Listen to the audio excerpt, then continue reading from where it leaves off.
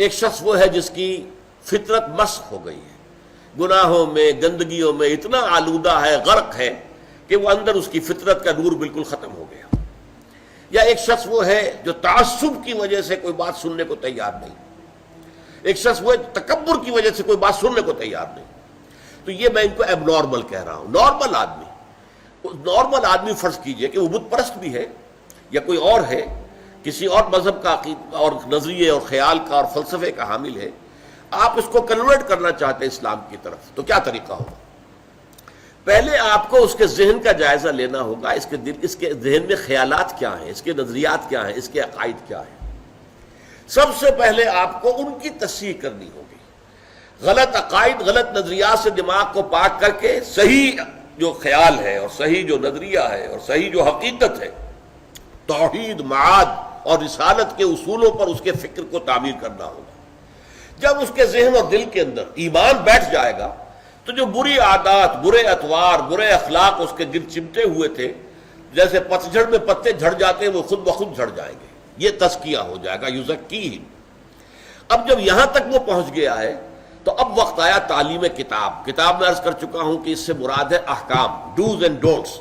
اب انہیں بتایا جائے گا بھائی اللہ نے نماز فرض کی ہے، نماز پڑھنی ہوگی۔ اب اللہ نے روزے جو ہے فرض کیے ہیں، رمضان مبارک کے آپ کو رکھنے ہوں گے۔ اگر آج چھوٹتے ہی اسے نماز کہیں گے، جیسا کہ ہمارے بہت سے لوگ کرتے ہیں اپنے بچوں سے، بھائی نماز پڑھا کرو، اب وہ یہ دیکھتے ہی نہیں کہ آپ نے جس تعلیم گاہ میں اسے بھیجا ہوا ہے وہاں تو اس کے دماغ میں کچھ اور ہی خناس پیدا ہو چکا ہے، اس کے ذہن میں ڈارونزم بیٹھا ہوا ہے، وہ سمجھتا ہی نہیں کہ انسان کیسے پیدا کیا گیا، تو ایک حیوان ہے، بس ذرا سا ارتقاء یافتہ حیوان ہے اور بس ختم۔ یہ کیا خلیفۃ اللہ اور یہ کیا مسجود ملائک، کس بلا کا نام ہے؟ اس کے دماغ میں وہ بات فٹ بیٹھتی نہیں، اس کے دماغ میں مارکسزم بیٹھا ہوا ہے، اس کے دماغ میں فرائڈزم بیٹھا ہوا ہے، اس کے دماغ میں لاجیکل پازیٹیوزم بیٹھا ہوا ہے، یا کچھ اور ہے۔ یہ تو میں اپنے بچوں کی بات کر رہا ہوں نا، اس لیے کہ ان کے بت پرستی تو ان کے دماغ میں نہیں ہے الحمدللہ، لیکن یہ چیزوں تو ان کے دماغ میں ہے نا۔ تو پہلے آپ ان کے دماغ کی تطہیر کیجئے، ان کے فکر کی تصحیح کیجئے، ان کے خیالات صحیح بنیاد پر استوار ہو، تب کہیں کہ نماز پڑھو۔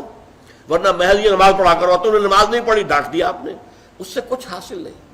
تو جو نارمل طریقہ ہے، پہلے فکر کی تطہیر ہو، اس سے اخلاق کی تطہیر خود بخود ہو جائے گی۔ برے اعمال کو برے نظریات سے غذا ملتی ہے۔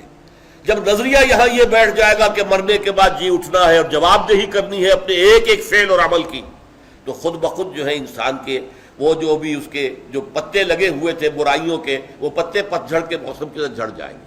اب انہیں فقہ کی تعلیم دیں، قرآن کے احکام بتائیں، اس کے آداب بتائیں، حرام کیا ہے حلال کیا ہے یہ بتائیں، اور پھر سب سے اونچا درجہ جو ہوگا اسے کہیے کہ متخصصین جو ہوتے ہیں، اسپیشلائزڈ، وہ حکمت کی تعلیم ہو۔ اور حکمت کیا ہے؟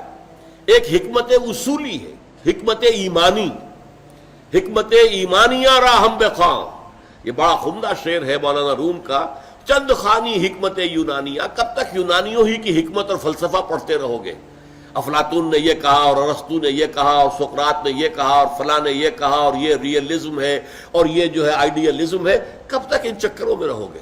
چند خانی حکمت یونانیہ، حکمت ایمانیہ راہم بخواں، ایمان کی حکمت پڑھو، وہ فلسفہ کہ جس کے نتیجے میں ایمان وجود میں آتا ہے، تو وہ حکمت ایمان ہے۔ اور ایک حکمت احکام ہے۔ حکمت احکام کیا ہے؟ یہ چیز کیوں فرض کی گئی، اس کی آپ کو وجہ معلوم ہو جائے، یہ چیز کیوں حرام کی گئی، اس میں ہمارے لیے کیا فائدہ ہے، یہ در حقیقت ہماری بہبود کے لیے، ہماری بھلائی کے لیے، ہماری خیرخواہی کے لیے کام دیے گئے۔ جب یہ چیزیں معلوم ہوتی تو اب شریعت بھاری نظر نہیں آئے گی، بلکہ وہ شریعت تو آپ کے اپنے دل کی آواز ہوگی کہ ہاں ایسا ہی ہونا چاہیے، فی الواقع یوں ہی ہونا چاہیے تھا۔ دیکھنا تقریر کی لذت کہ جو اس نے کہا میں نے یہ جانا کہ گویا یہی میرے دل میں ہے۔ یہ ہے natural process of converting a person to Islam and ایمان۔ اس طریقے سے حضور صلی اللہ علیہ وسلم نے لوگوں کو تیار کیا۔ پہلے قرآن مجید ان کو پڑھ کر سناتے رہے، جن کے اندر فطرت جو ہے ابھی کچھ بھی بیدار تھی، تھوڑی سی نہیں، چاہے کمزور تھی، مزمحل تھی، اندر روح جو ہے وہ ابھی مری نہیں تھی، وہ کھنچ کر آ جائیں گے، جیسے کہ میگنیٹ جو ہے وہ لوہ چون کو، لوہے کی چیز کو کھینچ لیتا ہے، وہ کھنچ کر آ جائیں گے۔ اب ان کو قرآن مجید کے ذریعے سے ایمان کی تعلیم اور قرآن مجید کے ذریعے سے ان کا تزکیہ اور قرآن مجید کے احکام کی تعلیم اور قرآن مجید کی حکمت کی تعلیم، یہ چاروں چیزیں قرآن سے متعلق ہیں۔